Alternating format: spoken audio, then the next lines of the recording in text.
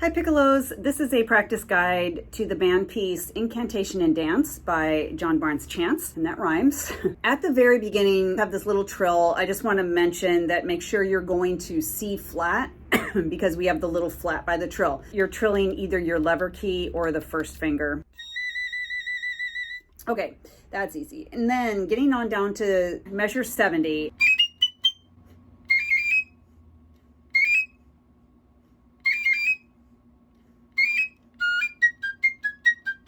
Here we have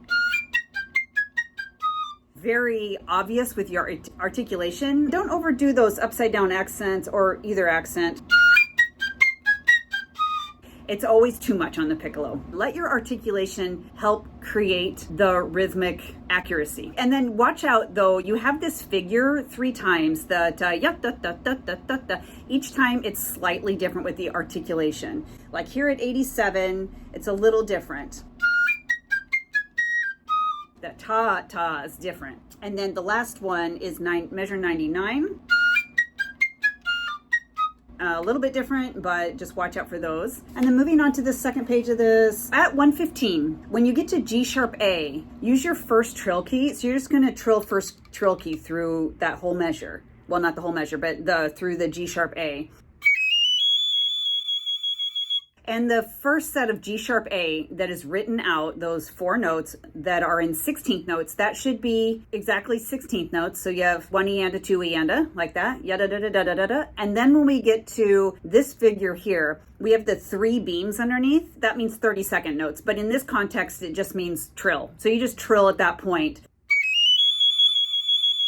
Kind of all comes out as the same, even though the first ones are measured. So whatever, you could even just, by the time you get to beat 2, just start trilling. The next set of scales, it gets annoying because it's like almost chromatic, almost a major scale, not really one of the other. I would practice it going like this.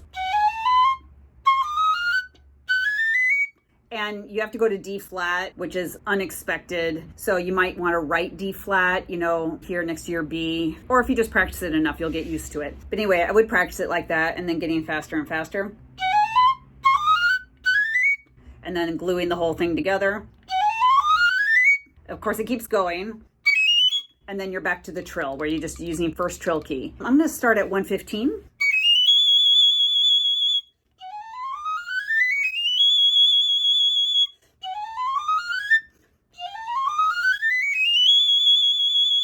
I found as I was working my way through this, sometimes you really need to have your thumb on the B flat side. And of course, other times you have to have it off. But I like to have mine on as much as possible. I definitely made a note to put my thumb on the B flat side in measure 119. So you're going up F, G, A, B flat. So you're not dealing with 1 and 1. Every time you have to do this for B flat, takes more time and it's a little glitchy. However, though, as you go up that scale, F, G, A, B flat, C, when I get to D, from C to D, I put my thumb back on the long side, as it's called, so that I'm set by the time I get up to that B natural. So that just takes some getting used to. And then here at 122, more trills, you're just fingering high G natural this time. And to A flat, still just first trill key, but you're fingering G natural. And like before, it's supposed to be measured, meaning 16th notes in beat 2, and then a trill after that. But I think if you just did a trill starting from beat 2, just keep track of where you are. For breathing, ideally, it's best to take a big breath and be able to make it all the way from 122 to 127. That's very difficult to do. What I would suggest, I would take a little sneak breath in 124. I think it's halfway through, right in the midway. I think it's beat 3. There's a big brass chord or something that would cover up if you just took a little breath.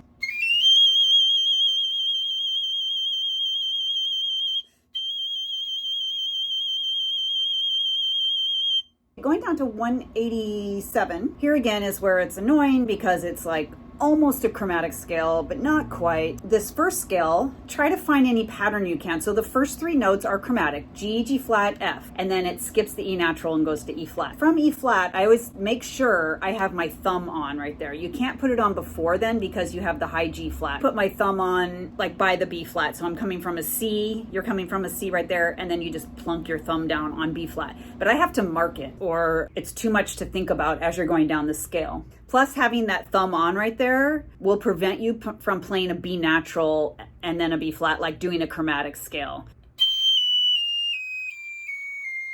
Right there, I have my thumb on B flat. Like before, I would practice in groups of 4 plus a connecting note.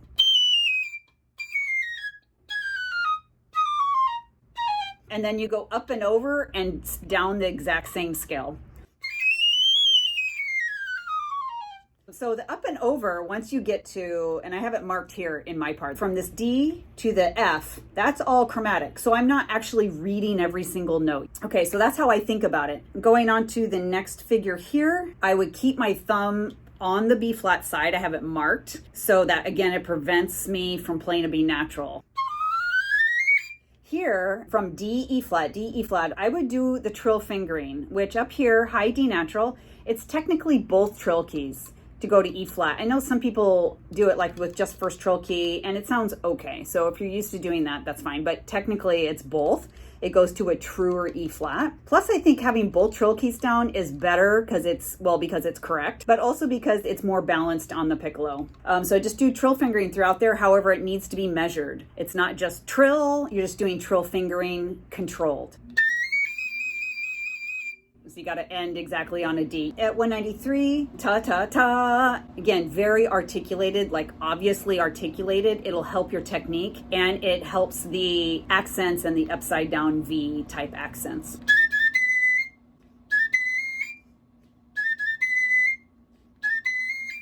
At 199, it's helpful, I think, to know when things are repeated for patterns in the fingers.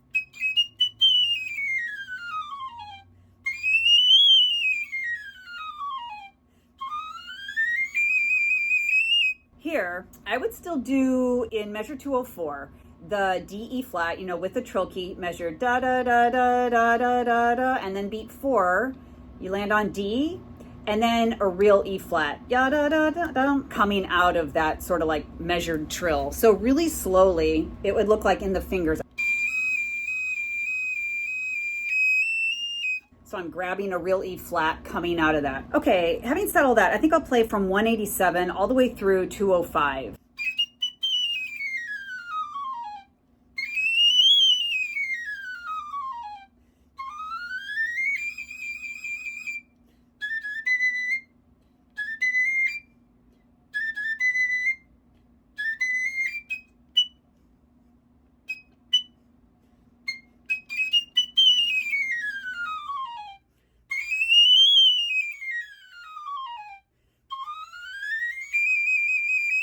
After 205, from here all the way through 213, we have this scale and there's 2 variations of it. We have D sharp, E, F sharp, G natural to G sharp, and then the next time at 208, it's D sharp, E, F sharp, skipping G natural and going to G sharp. And then anyway, back here, you're going up with the G natural on the way up, and then when you get to D sharp, E, you could do real fingering.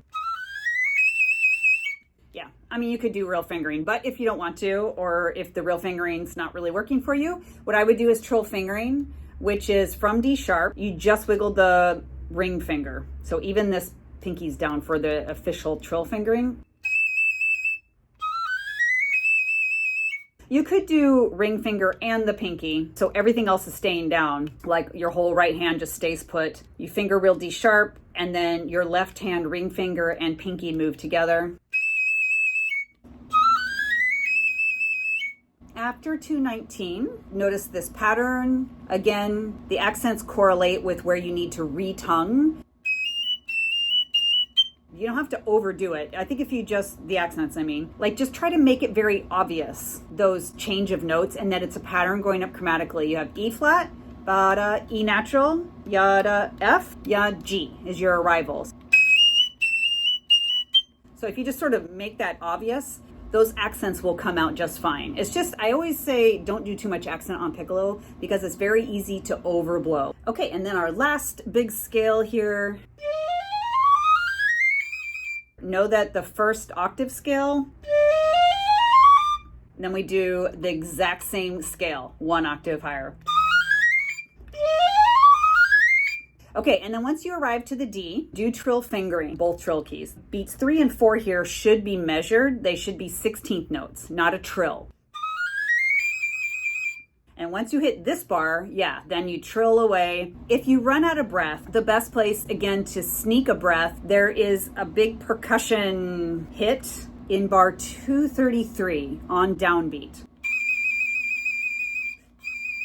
So that's what I would do if you run out of breath. And then at the very end, the hard part is we're trilling away, but then we have to play real notes after that. And there is in beat 3, it goes back to 16th notes, but when I listen to the recording, it's all a wash and you cannot tell. So I would just trill until beat 4. And then at beat 4, try to land on a D, and then you got to grab E flat F, F sharp G at the end.